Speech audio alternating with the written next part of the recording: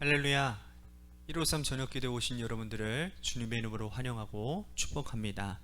오늘 이 저녁 시간에도 하나님께서 우리들 가운데 임재하시고 또한 주님께서 우리들에게 회복시켜 주시고 또 응답해 주시는 놀라운 시간이 될 수 있게 되기를 바라겠습니다.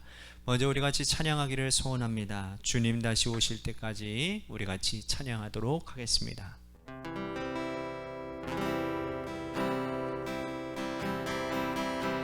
주님 다시 오실 때까지 나는 이 길을 가리라. 좁은 길 나의 십자가 지고 나의 가는 이 길 끝에서 나는 주님을 보리라. 영광의 내 주님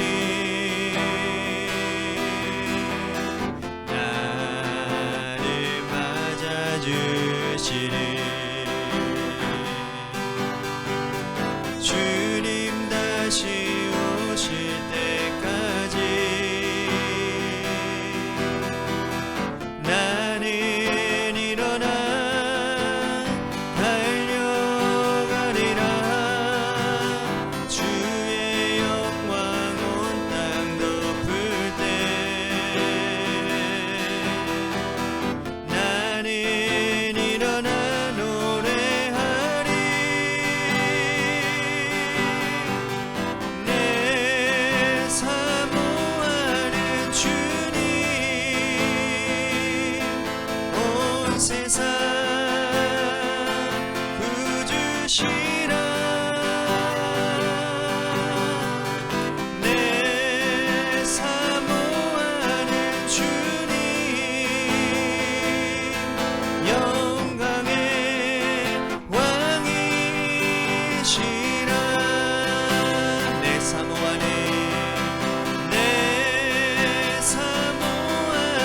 주님 온 세상 구주시라. 내 사모하는 주님 영광의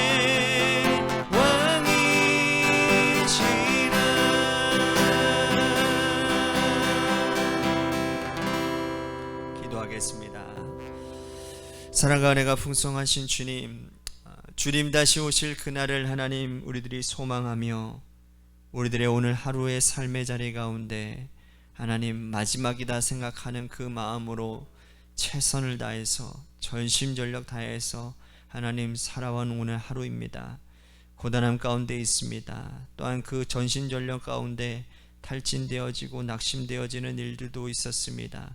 이 시간 주님의 임재 가운데서 그 모든 하나님 연약함감을 주님 앞에 다 내어놓을 때에 이 시간 주님 안에서 누릴 수 있는 참된 평안과 위로를 경험하는 이 저녁 시간이 되도록 인도하여 주옵소서. 오늘 이 저녁 시간에 하나님 앞에 기도하는 간구하는 모든 기도 제목들 가운데 하나님의 뜻을 발견할 수 있는 은혜가 있게 하시고 하나님 한 사람 한 사람들에게 응답의 역사로 함께하여 주옵소서. 사랑이 많으신 예수님 이름 받들어 간절히 축복하며 기도하옵나이다. 아멘. 오늘 이 저녁 시간에 하나님이 우리에게 주신 말씀 보도록 합니다. 데살로니가 후서 3장 1절에서 5절 말씀까지 보도록 하겠습니다. 데살로니가 후서 3장 1절에서 5절 말씀입니다. 우리 같이 한 목소리로 다 함께 봉독하도록 하겠습니다. 시작. 끝으로 형제들아, 너희는 우리를 위하여 기도하기를 주의 말씀이 너희 가운데서와 같이 퍼져나가 영광스럽게 되고 또한 우리를 부당하고 악한 사람들에게서 건지시옵소서 하라. 믿음은 모든 사람의 것이 아니니라. 주는 미쁘사 너희를 굳건하게 하시고 악한 자에게서 지키시리라. 너희에 대하여는 우리가 명한 것을 너희가 행하고 또 행할 줄을 우리가 주 안에서 확신하노니 주께서 너희 마음을 인도하여 하나님의 사랑과 그리스도의 인내에 들어가게 하시기를 원하노라. 아멘. 오늘 이 저녁 시간에도 하나님의 은혜를 삼아주셔서 이제 나오신 여러분들에게 하나님의 신령한 은혜와 축복이 함께 하시기를 바라겠습니다. 어느 한 교회에 지사님께서 암 수술을 위해서 입원하시면서 가족들에게 남긴 편지가 있었다고 합니다. 남편에게 한 장, 아들에게 한 장, 그리고 딸에게 한 장, 총 3장을 남겼는데, 그런데 그 편지의 내용이 아주 대단하거나 눈물을 쏙 뺏는다거나 가슴을 울리는 그러한 내용이 아니었다고 합니다. 아주 일상적이고 소소하고 또 늘 평소에 하던 그런 말처럼 편지에 옮겨 놓았다라는 거예요. 이를테면 이런 겁니다. 내가 입원하고 수술하고 항암 치료받고 돌아오는 시간이 꽤 걸리게 될 텐데 너희들 식사 준비는 이렇게 하고, 그리고 세탁은 이런 건 이렇게 조심해서 세탁해야 된다는 등의 이야기입니다. 문단속하는 것들, 그리고 속옷 세탁하는 것, 영양제를 챙겨 먹는 것, 그리고 통장 비밀번호 관리 등 아주 일상적으로 하는 그러한 일들을 말로 적어 놓았다라는 겁니다. 그리고 마지막에는 반드시 지켜야 될 것이 있는데 예배 잘 드리고 성경 하루에 한 장씩 읽기, 그런 등의 내용이 적혀져 있다라는 거예요. 그런데 놀라운 사실은 그분이 입원하고 수술을 하고 항암 치료를 받고 돌아올 때까지 가족 구성원들이 그 이야기를 하나도 빠짐없이 아주 성실하게 잘 지켰다라는 겁니다. 평소에는 그렇게 말 잘 듣지 않던 이 남편이, 아들, 딸들이 그 기간 동안에 얼마나 말을 잘 듣고 얼마나 성실하게 편지에 기록된 대로 잘 지켰던지 이 집사님이 집에 와가지고는 깜짝 놀랐다라는 거예요. 가족들이 어떻게 이렇게 변할 수 있을까? 평소에는 말 듣지 않던 사람들이 어떻게 그렇게 그 기간 동안 성실하게 그 말대로 잘 행하고 지켰냐라는 거죠.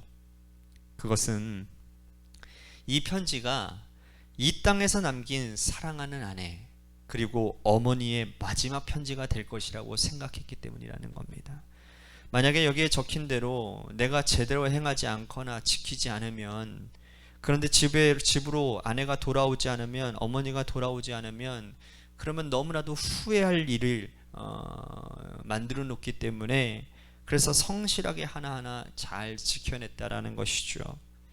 자, 이토록 우리가 마지막이라고 생각하는 것은 이처럼 삶의 변화시키는 능력과 힘이 있다라는 겁니다. 만약에 우리가 마지막이라고 생각하고 사랑하는 이들에게 편지를 쓴다면 우리는 어떤 내용을 쓰겠습니까? 아마 우리라고 별반 다르지 않을 겁니다.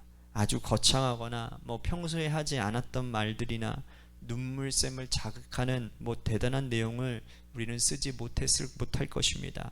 늘 하던 말, 그리고 마음에 담아두었던 사랑한다는 말, 그 이상의 것을 기록할 일이 없을 것이라는 거죠. 그런 의미에서 바울도 이 데살로니가 교회 성도들에게 자신이 마지막이라고 생각하고 오늘 이 글을 쓰고 있는 겁니다. 물론 바울은 복음 사역의 초기입니다. 2차 전도 여행을 하면서 고린도에서 데살로니가 교회 성도들에게 편지를 쓰고 있기 때문에 앞으로 복음의 사역의 여정에서 얼마나 자주 이들을 만날지, 이 교회를 방문할지는 알 수 없는 일이라는 거죠. 하지만 반대의 경우도 있습니다. 바쁜 복음 사역의 여정 중에, 그리고 그 당시 로마가 기독교를 공인하지 않았던 거로 그는 언제 잡혀가도 감옥에 투옥해서 생명을 잃어도 이상치 않은 상황입니다. 그래서 그는 이 편지가 이 땅에서 데살로니가 교회 성도들에게 남기는 마지막 편지라고 생각하고 그는 마음을 다해서, 그리고 늘 하던 말을 편지에 기록하고 있는 것이죠. 그런데 바울이 이 데살로니가 교회 성도들에게 남긴 글은 그들에게 심금을 울리는 말이 아니라 오늘 우리들에게 꼭 필요한 진리의 말씀이 되었다라는 겁니다. 다시 봅니다. 1절 2절입니다. 끝으로 형제들아 너희는 우리를 위하여 기도하기를 주의 말씀이 너희 가운데서와 같이 퍼져나가 영광스럽게 되고 또한 우리를 부당하고 악한 사람들에게서 건지시옵소서 하라. 믿음은 모든 사람의 것이 아니니라. 바울은 우선 이들에게 기도 부탁을 하고 있습니다. 나를 위해서 기도해 달라. 나와 함께 복음 사역에 힘쓰고 있는 디모데와 실라 또한 복음 사역의 역군들을 위해서 기도해 달라. 복음을 전할 때 부당한 세력들이 있고 악한 세력들이 있는데 그들의 손에서 우리를 건져달라라고 간절히 중보 기도를 요청하고 있는 겁니다. 우린 여기서 바울이 기도 부탁을 하고 있는 내용보다도 기도 부탁을 한다는 것 자체에 주목을 해야 합니다. 바울은 지금 엄청난 사역을 감당하고 있는 대사도입니다. 많은 교회를 개척했고요. 또 수많은 사람들에게 큰 영향력을 끼치고 있는 하나님께서 이방을 위해 택하신 그릇이었습니다. 반면에 데살로니가 교회 성도들은 이제 막 복음을 받아들이고 신앙생활을 시작한 믿음이 아주 어린 처음 신앙을 가진 초신자들이었다라는 거죠. 대사도가 이제 막 신앙의 발걸음을 뗀 성도들에게 여러분 기도 부탁을 하는 것은 일상적이고 쉬운 일이 아니었다라는 거죠. 그런데 그가 이렇게 기도를 부탁하는 것은 하나님 앞에서 큰 자도 작은 자도 없다라는 기본적인 마음을 가지고 있었기 때문이라는 겁니다. 하나님 앞에서 바울이나 하나님 앞에서 처음 신앙을 가진 데살로니가 교회 성도들이나 다 같은 성도이기 때문에 하나님 안에서 한 형제요 한 가족이기 때문에 기도를 부탁할 수 있다라는 겁니다. 이것이 믿음 생활을 하고 있는 우리의 기본 자세가 되어야 될 줄로 믿습니다.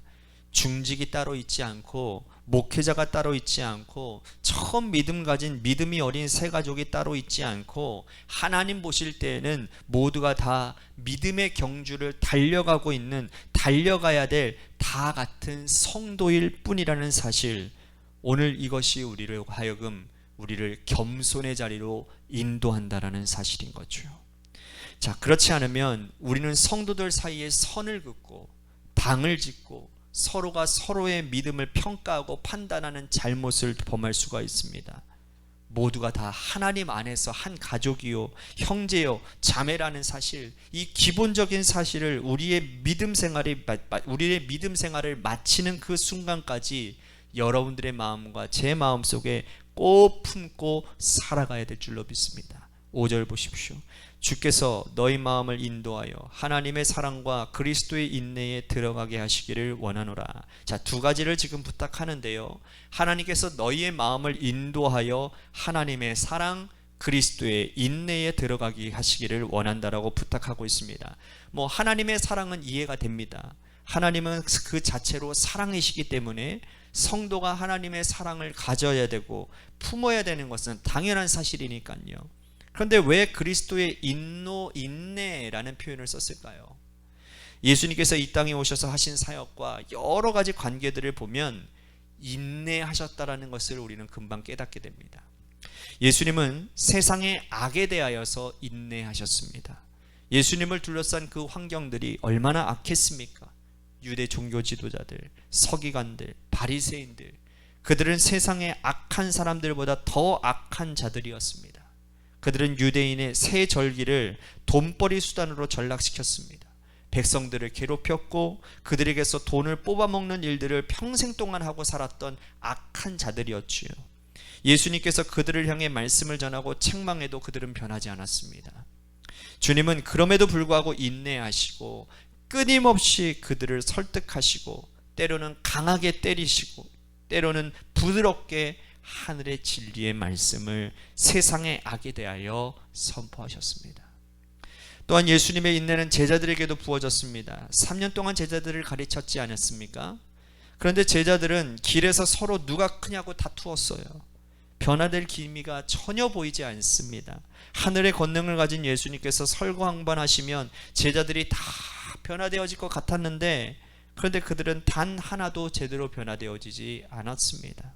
심지어 예수님이 십자가에 달릴 때 한 사람도 주님의 곁을 지키지 않고 다 뿔뿔이 흩어지는 모습을 보여주고 말았습니다.